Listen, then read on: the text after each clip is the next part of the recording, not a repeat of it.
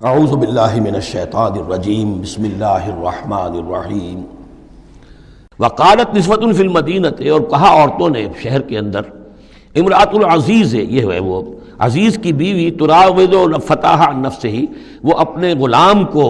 پھسلا رہی ہے اور اس کو چاہتی ہے اسے گناہ پر آمادہ کرنا، قد شغفہا حبا، وہ اس کی محبت میں گرفتار ہو گئی ہے، انا لنراہا فی ضلال مبین، ہم دیکھتے ہیں وہ تو بڑی بھٹک گئی ہے اپنے غلام کے ساتھ یہ معاملہ، اور یہ تو بہت ہی گھٹیا بات ہے۔ فلما سمعت بمکرہن، جب اس نے امرأۃ العزیز نے سنی یہ باتیں، میرے خلاف اب یہ چرچے ہو رہے ہیں، تو اس نے چاہا کہ ان سب کا جو چونکہ اوپر کی سوسائٹی تھے وہ سارے کے سارے جو ہیں سوراخ تو سبھی کے ہاں تھے، گندگیاں ہر ایک کے ہاں تھی، لیکن یہ موقع مل گیا عورتوں کو کہنے کا،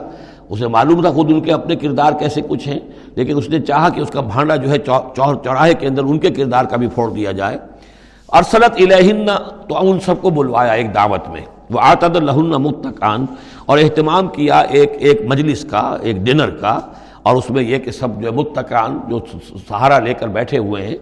وآتت کل واحدۃ منہن، اور ہر عورت کو اس نے ایک چھری اس کے سامنے رکھی، سکینن، ایک چھری،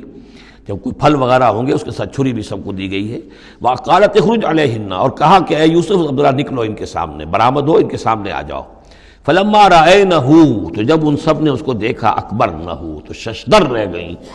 وقطعن ایدیہن، اور ان سب نے اپنے ہاتھ کاٹ لیے۔ اس میں ایک کا تو کسی کا غلطی سے ہاتھ کٹ گیا ہوگا، چوک گئی ہوگی، دیکھ کر ایک دم جو چونکی کہ یہ اس قدر حسین و جمیل، یہ تو انسان نہیں معلوم ہوتا یہ کون ہے، تو اس کا ہاتھ کٹا۔ اس کی طرف حضرت یوسف متوجہ ہوئے ہوں گے، خون اس کے کچھ نہ آخر وہاں خادم کی حیثیت سے تھے کہ اس کے کوئی مرہم پٹی کریں، تو ہر ایک نے یہ چاہا کہ یہ التفات اس کا میری طرف بھی ہو، تو سب نے اپنی انگلیاں کاٹی۔ قطعنا، اب یہاں پر یہ غلطی سے بات نہیں ہو سکتی، اس لیے کہ یہ قطع یقطع تقطیعا باب تفعیل ہے، اس تفعیل کے اندر تو اہتمام اور پوری طریقے سے کوئی ارادہ کر کے کسی کام کو کیا جاتا ہے۔ اپنے ہاتھ کاٹ لیے۔ وقلنا حاشا للہ ما ھذا بشرا، ان کہا کہ حاشا للہ، یہ شخص یہ تو آدمی نہیں ہے، ان ھذا الا ملک کریم، یہ تو معلوم ہوتا ہے کہ کوئی بہت ہی بزرگ فرشتہ ہے۔ قالت فذلکن الذی لمتننی فیہ، تو اس نے کہا یہ ہے وہ جس کے بارے میں تم مجھے ملامت کر رہی تھی اور مجھ پر جو ہے تم تان کر رہی تھی۔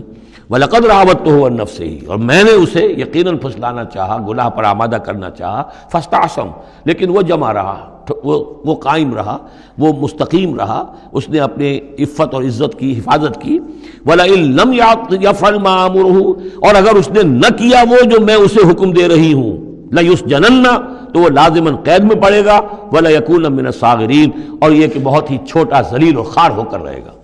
اس سے آپ اندازہ کر لیجئے کہ اس اونچی سوسائٹی کا اخلاقی طور پر اس وقت کیا حال ہو چکا تھا، کس دھڑلے سے یہ کہہ رہی ہے، اور ان کی تمام بیگمات کا بھی جو مسئلہ تھا وہ بھی سامنے آ چکا، اور اس میں ظاہر بات ہے کہ اسی دھڑلے کے ساتھ اس کا اعلان کرنا اپنے گناہ کا، کوئی اس میں حجاب محسوس نہیں کر رہی۔ قال رب السجن احب الی مما یدعوننی الیہ، حضرت یوسف نے دعا کی، پروردگار